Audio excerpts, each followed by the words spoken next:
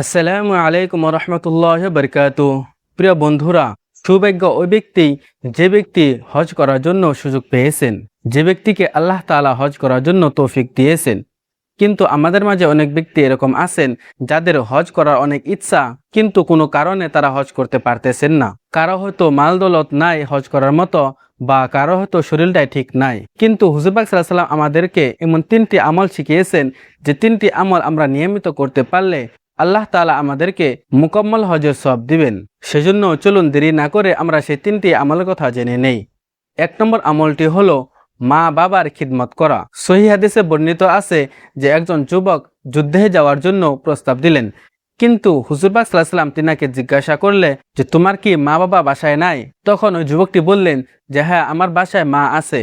তখন হুজুর পাক সাল্লাল্লাহু আলাইহি ওয়াসাল্লাম তাকে বললেন যে তুমি তোমার মায়ের খিদমত করো, আর তুমি যদি তোমার মায়ের খিদমত পরিপূর্ণভাবে করতে পারো তাহলে তুমি মুজাহিদ এবং উমরা হজ এবং একটি মুকম্মল হজের সওয়াব পাবে। তো প্রিয় বন্ধুরা, সেজন্য বেশি বেশি বাপ মায়ের খিদমত করা, বাপ মায়ের সাথে ভালো ব্যবহার করা। আর আমরা যদি বাপ মায়ের সাথে ভালো ব্যবহার করি তাহলে আল্লাহ তাআলা আমাদের উপরে রাজি হবে, আমাদের উপরে খুশি হবে এবং আল্লাহ তাআলা আমাদেরকে একটি মুকম্মল হজের সওয়াব দিবেন। তো চলুন এবার আমরা 2 নম্বর আমলটি জেনে নেই। 2 নম্বর আমলটি হলো বাসা থেকে ওযু করে ফরজ নামাজ আদায় করার জন্য মসজিদে হেঁটে হেঁটে যাওয়া। সহিহ আবু দাউদ শরীফে বর্ণিত আছে যে ব্যক্তি ফরজ নামাজ আদায় করার জন্য বাসা থেকে ওযু করে এবং মসজিদ পর্যন্ত হেঁটে হেঁটে যায় এবং মসজিদে গিয়ে ওই ব্যক্তি জামাতের সহিত ফরজ নামাজ আদায় করে, তাহলে আল্লাহ তাআলা ওই ব্যক্তিকে একটি মুকম্মল হজের সওয়াব দেয়। সেজন্য প্রিয় বন্ধুরা, সবসময় ফরজ নামাজ মসজিদে গিয়ে জামাতে আদায় করা এবং চেষ্টা করা যে বাসা থেকে ওযু করে মসজিদ পর্যন্ত হেঁটে যাওয়া। তো চলুন এবার আমরা লাস্টের 3 নম্বর আমলটি জেনে নেই।